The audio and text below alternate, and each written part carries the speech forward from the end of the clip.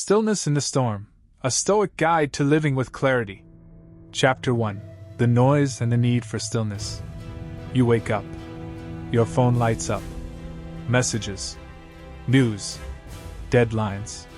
Distractions. By 8 a.m., your mind is already scattered. You're reacting, not choosing. Now imagine this.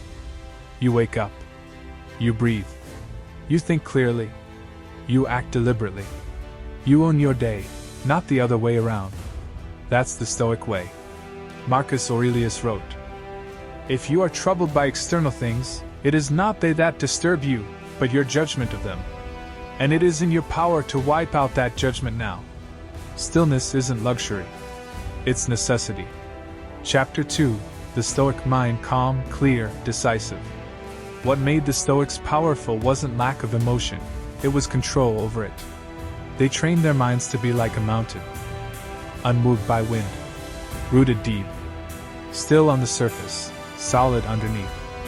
Stoicism isn't apathy. It's clarity. You don't ignore the world. You see it for what it is, and decide your response. That's mental freedom. Epictetus said, "Freedom is the only worthy goal in life. It is won by disregarding things that lie beyond our control." Chapter 3. The Power of Clear Values. In chaos, you need a compass. Stoics live by core values. Wisdom, to discern truth from noise. Courage, to act rightly despite fear. Justice, to live with integrity. Temperance, to desire less and need even less. Your values guide your choices. They keep you from chasing what doesn't matter. They make your life simpler and stronger. Seneca said, "If one does not know to which port one is sailing, no wind is favorable." Chapter 4. Focus on what you can control. You can't control the stock market, other people, the weather, the past. You can control your thoughts, your actions, your effort, your attitude. That's where your energy should go. Worrying about the rest? A waste. Epictetus said, "There is only one way to happiness, and that is to cease worrying about things which are beyond the power of our will." Chapter 5. A Story of Stillness, Marcus in War. Imagine leading an empire. Your generals betray you. Your children fall ill. Your advisors lie. Your enemies gather. This was Marcus Aurelius's life. Yet, in his tent by candlelight, he wrote not battle plans, but truths to himself. Marcus Aurelius wrote, "You have been made by nature for the purpose of working with others, to put up with them, and show them kindness." He didn't let stress rule him. He ruled himself, with reason. He stayed still in the storm. So can you. Chapter 6. Cut the noise. The modern world thrives on your distraction. Endless scrolling. Outrage headlines. Comparison culture. The Stoic doesn't chase every story. They filter. They pause. They choose focus.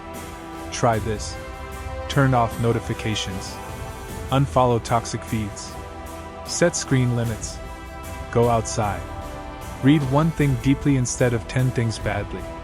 Stillness is not silence. It's clarity. Seneca said, "To be everywhere is to be nowhere." Chapter 7. Training the Stoic mind. You don't become Stoic by reading. You become Stoic by practicing.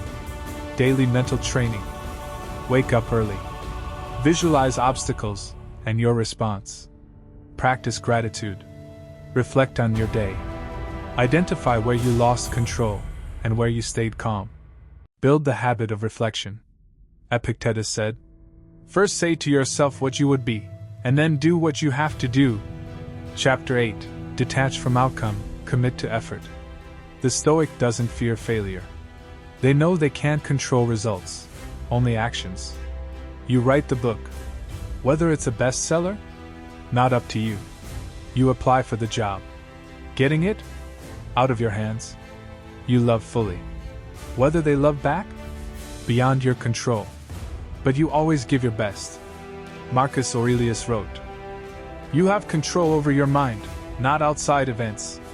Realize this, and you will find strength. Chapter 9.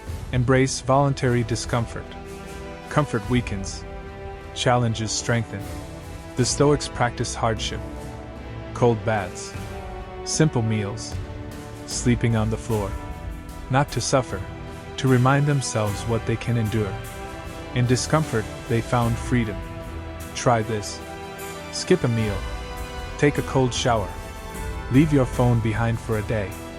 You'll learn. You can survive more than you think. Seneca said. Set aside now and then a number of days during which you shall be content with the scantiest and cheapest fare, and say to yourself, is this the condition I feared? Chapter 10. Stoic Journaling, Your Daily Mirror. Every evening, Marcus Aurelius returned to his journal. He wrote not to impress, but to improve. He asked, where did I fail? What did I fear? Where was I proud? What can I do better tomorrow? Journaling clarifies the day. It cleans the mind. It sharpens the self. You don't write for likes. You write for you. Even 5 lines. Every night. Chapter 11. On anger, pain, and loss. The Stoics felt anger. They felt grief. They felt pain. But they didn't let feelings rule them. Instead, they paused, examined the emotion, chose their response. Epictetus said, make it your business to learn how to feel joy and sadness appropriately. You can cry and still be stoic. You can hurt and still act with dignity. It's not about suppression. It's about mastery. Chapter 12. Memento Mori. Remember you will die. This isn't dark. It's liberating. The Stoics didn't fear death. They used it as fuel. Every day might be your last. So make it count. Marcus Aurelius wrote, you could leave life right now. Let that determine what you do and say and think. Memento Mori isn't about morbidity. It's about urgency, clarity, presence. When you remember life is short, you stop wasting it. You stop delaying the truth. You start living it. Chapter 13. Stoic Love, Active Compassion. Stoics loved deeply. They just didn't cling. They cared without controlling, gave without expecting, helped without needing thanks. Epictetus said, when someone does you wrong, immediately consider what judgment of good or evil led him to wrong you. Compassion isn't weakness. It's strength without ego. When others are cruel, you remain kind. When the world is cold, you stay warm. Not for them, for you. Chapter 14. The Stoic Hero, Everyday Courage. You don't need a cape to be brave. You just need to tell the truth. Admit fault. Speak up when it matters. Stay calm when others panic.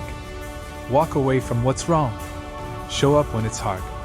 Courage is a muscle. Practice it daily. Small acts, repeated, create unbreakable strength. Seneca said, sometimes even to live is an act of courage. Chapter 15. The Stoics' Response to Failure. You will fail. Often. Painfully. The Stoic doesn't deny it. They accept it. Learn from it. Move forward with greater wisdom. Failure isn't the enemy, ego is. Marcus Aurelius wrote, failure is not falling down, but refusing to get up. The Stoic falls. The Stoic rises. Again. And again. And again. Chapter 16. How to be Stoic in a non-Stoic world. The world today prizes outrage, overreaction, overconsumption, external validation. The Stoic chooses peace, perspective, simplicity, inner strength. That doesn't make you weird. It makes you free. Let others chase trends. You chase truth. Let others live loud and lost. You live quietly, but with purpose. Chapter 17. The Power of Saying Enough. Want less. Need less. Be more. Seneca said, it is not the man who has too little, but the man who craves more that is poor. Wealth isn't in money. It's in mindset. Contentment isn't settling.